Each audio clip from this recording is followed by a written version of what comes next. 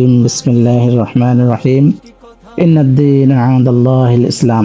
প্রিয় বন্ধুরা, আল্লাহ তাআলা পবিত্র কোরআনে এই আয়াতে বলেছেন যে আমার তরফ থেকে তোমাদের জন্য একমাত্র জীবন ব্যবস্থার নাম হচ্ছে ইসলাম, এবং এই ইসলামকে আমাদের ব্যক্তিগত জীবনে, সামাজিক জীবনে এবং রাষ্ট্রীয় জীবনে প্রতিষ্ঠিত করার নামই হচ্ছে ইসলাম, এবং আল্লাহ এটাই চান যে এটা করতে।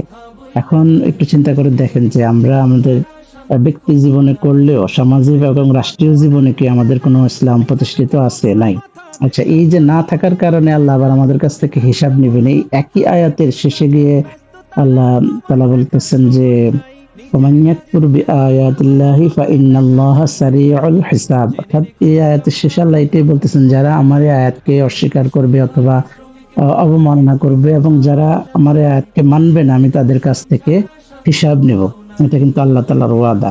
তো এখন একটু চিন্তা ভাবনা করে দেখেন বন্ধুরা যে আমাদের জীবনে, আমাদের সামাজিক জীবনে এবং রাষ্ট্রীয় জীবনে কি আমাদের কোনো ইসলাম প্রতিষ্ঠিত আছে? আচ্ছা, এই যে আমাদের সামাজিক এবং রাষ্ট্রীয় জীবনে যে ইসলাম প্রতিষ্ঠিত না থাকার কারণে, হ্যাঁ, তো আমাদের কিন্তু এখন দুর্গতি, অনেক দুর্গতি। আমাদের রাষ্ট্রের কোনো উন্নতি হচ্ছে না, দেশের উন্নতি হচ্ছে না, সামাজিক অবক্ষয়, সমাজের কোনো উন্নতি হচ্ছে না।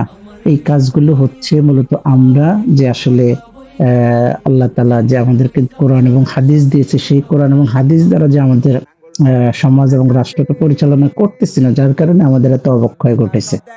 তো এইবারই সুযোগ যে আমাদের সামাজিক এবং রাষ্ট্রীয় জীবনে ইসলামকে প্রতিষ্ঠিত করার একটা সুবর্ণ সুযোগ কিন্তু আমাদের সামনে এসেছে।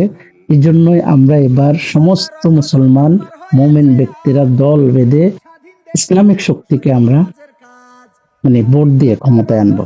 এখন বাংলাদেশের হক্কানি যতগুলো আলেম ওলামা আছে, তারা কিন্তু এক কাতারে এসেছে, এক টেবিলে এসেছে যে এবার একটা ইসলামের বাক্স হবে, ভোট বাক্স হবে, এবং আমরা সেই ইসলামিক ভোট বাক্সে আমাদের ভোটটা দিয়ে আমাদের ইমানি দায়িত্ব, আল্লাহ তাআলার হুকুম, আমরা সবটাই পালন করবো ইনশাআল্লাহ।